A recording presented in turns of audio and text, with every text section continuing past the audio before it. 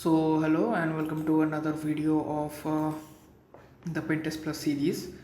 And before going to explain the things, I have to remind you one thing that I already told yesterday, that I will go for the Nmap scripts. I'm going to teach you or going to give you a lab on Nmap scripts. So this is obviously today. I want to say one another thing. There are a lot of people who are actually commenting on our video, and I'm pretty much liking it, that everyone is enjoying and getting value from my content. So I want you to do one thing, that you can suggest me anything. Okay, you can give me any type of questions. I can give you a lot of answers to it, and try to improve my content a little bit. So you can help me with it. You can ask questions, plus you can actually you know um, see, like, what do you want anyway. I want to share it, I want to learn it too. So yeah, I want some engagement on the you know community thing. Like, if I can give you a particular question on my community, if you answer it, that would be really helpful for me. At least I can get the engagement, and I know how to engage with it. So today let's just go for the topic.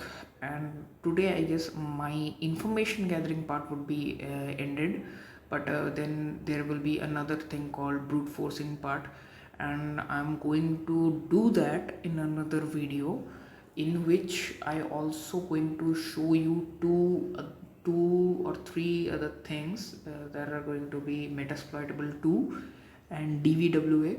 I'm going to install both of these. I guess metasploitable 2 would be definitely, I'm going to install it. So let's just, before doing it, let's just talk about the nmap vulners and nmap vulscan scripts. So I already told you that I'm going to show you today. So go and search these two terms, vulscan. Okay, you have to remember it's vulscan, not vulnscan. There is no n in it. And if you search it, you will see right here, it's the, if you can see or not, I don't know. Like, there is this particular scan page, and this is the github link of sciphg vulscan.git. okay, you have to copy this particular command, and then you have to open your terminal, so like this. And you can go to sudo su and going to be root. And right now, after that, you have to go to this particular folder called user share nmap /scripts. okay, right here, if you do a particular ls, you can see there's a lot of scripts already running here. What you can do, you can actually put some of your custom scripts which can scan a lot of vulnerabilities. okay, let's just see here this particular thing, like telnet brute force or telnet encryption.nsc. what is nsc? nmap script execution or something like that, I guess. Extension, I don't know what the extension actually is, but you can see right here, there are a lot of things, a lot of vulnerabilities which are already existed, like that smtp vul cve 211 1720 nsc, which this particular script maybe scan if the website or the organization have this particular script or not. So these are the things that are going to be helpful anyway. So these are the scripts. okay, so when you are doing a scan, suppose you are doing some scan, so if I just open a new tab right here, and if I just go and su for a moment, if I want to use these default scripts, how can I use it? That's a good question. So what you need to do, you have to specify this particular file name before it. Like, how to do it, this is the structure. So you have to type nmap and then you have to type hyphen script. Remember, there is no scripts, it's script. Okay, then after that you have to specify the directory in which the nmap scripts are. So you have to script and scripts, and this is it. You already selected it. Then you can select which type of scan you want to do, like version scan, other scan. That's the port scanning purpose. So you can select anything, and then you have to give the website, like test php .vulnweb.com. We are already scanning it, so there is an error. Maybe this is the error, like you have to mention a slash at the end to show that it's a directory.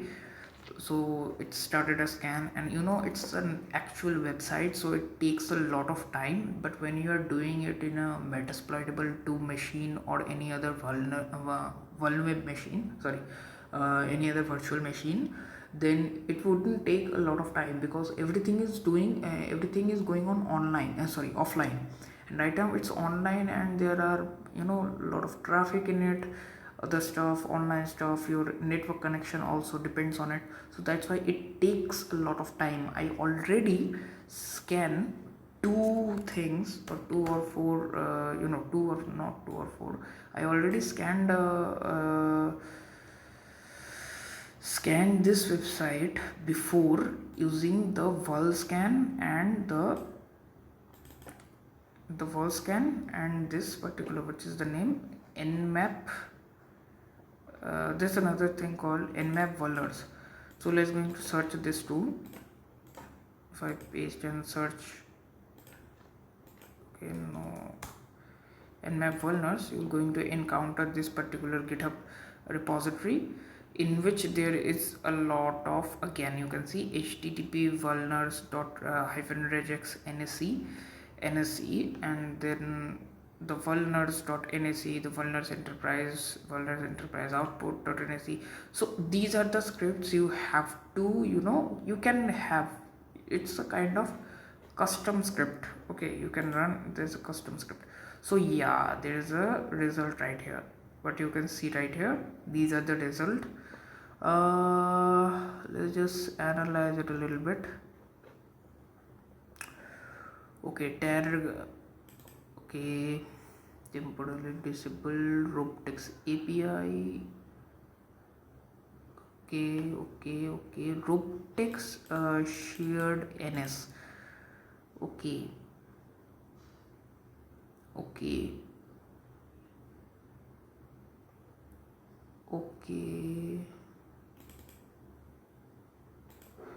Okay, there are a lot of another things, a lot of scans which determine this particular value.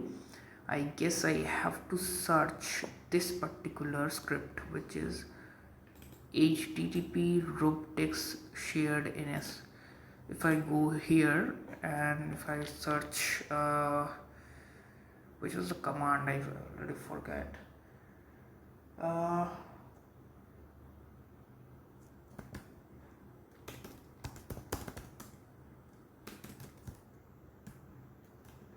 grep, yeah, grep robotics right here.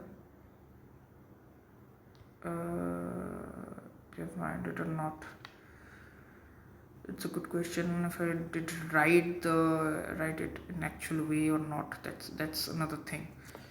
Okay, anyway, if it is here, it should be in the http service. Okay, http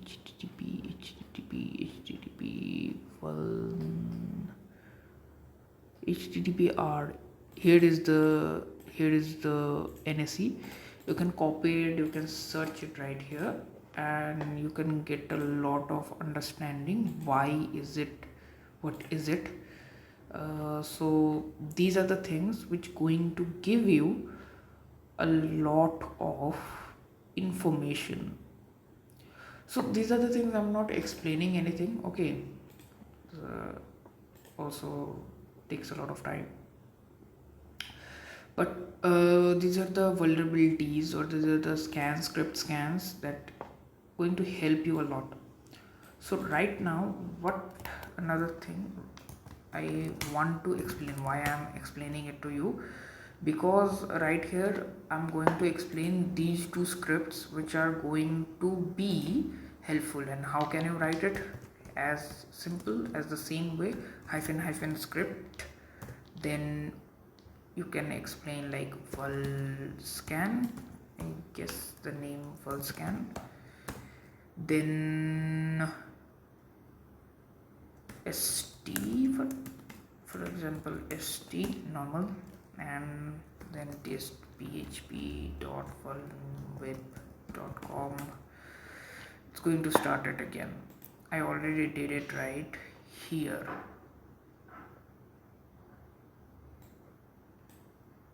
It's on sp, okay, whatever. But yeah, it founded the http vulners regex, this particular, and it's founded some vulnerabilities right here, the cves, which you can see right here. The testphp.vulnerweb.com, this particular website is especially designed for the purpose of hacking it. Okay, so it always be vulnerable, so you have to check it out anyway. But you have to remember one thing, that this thing creates a lot of noise. Okay, I already talked about it. Right now I want to share another thing. So let's go on with a new topic, which is common attack techniques, or given a scenario and perform vulnerability scanning. Like, there are one common thing which I already know today, which is cross compiling code.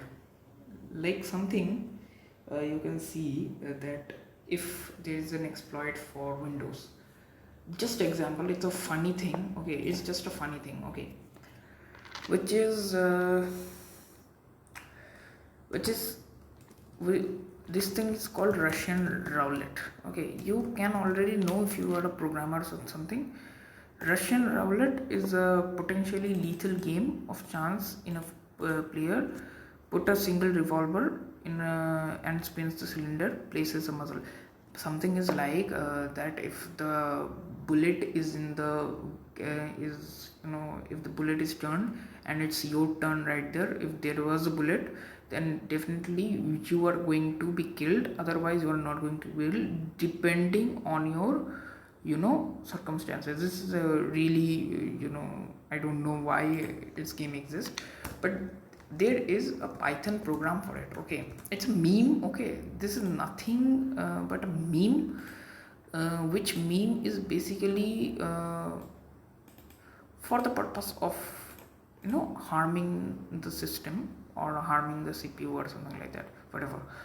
But this particular number is going to be deleting your OS. Okay, you have to remember that what it does. If you make it similarly numbered, okay, it's going to be count to 1 to 5 or 1 to 6, and then if you guess the number correct, then the script of the system will going to be deleted using the OS command. So you have to understand that why I'm saying it, because this particular script can also run on Windows, but it's in different way. In this, we can use this particular command -rf -rf and star or slash or something like that. Okay, star or slash. This is going to be delete everything, but in Windows you have to delete the system32. So different things in Windows, but reacts in the same way. That's why we can say that sometimes Windows exploit also can work in Linux. So it's a cool analogy. Then there's the cross compiling code. You can go here and check it out, like compiling, how to do it. It's nothing pretty serious. Then one other thing is called exploit modification. I'm going to say one thing. If you want it or not, if you are watching this video till this part, if you really want me to make some videos on Python and Python exploit development, please ping me out. I'm going to give you some videos on Python exploit development. Not going to be pretty advanced. I don't really know pretty advanced, but I definitely want to share it to you, because by it I can also learn a lot of things. Okay, so there is exploit chaining, like compromise one device and system to gain access to another. Like you hack a system and that particular exploit runs another system, you can make it make a modification on it, and then that exploit going to run on another system too. These are the things are called exploit modification or something like that. Main thing, proof of concept, you have to know the exploit development. Then there's another thing called social engineering, basically hacking a human, convincing or manipulating a human, getting some values from him or her. Sometimes you can people trust each other, you can take the advantage of the trust. Don't do it anyway, but if it's a purpose for your particular experiment in a pen testing process, then it would be really good. Then credential brute forcing, we will look into it in upcoming videos, because there are a lot of things you can do to do this particular thing called credential brute forcing. You can do this in DVWA, and also plus using the Hydra or something, this type of tools to use it. You can create your own brute forcing tool too. You can do it on your own. I already created I didn't created it, I already used some of the brute forcing tools for Insta or other things, so you can do that. Okay, then there is a thing called rainbow table. Rainbow table is basically the passwords is going to be hashed. Okay, and that hashed password is going to be used in dictionary. Dictionary means a set of passwords. When you are doing or searching clean text passwords, you are going to save it in a word list.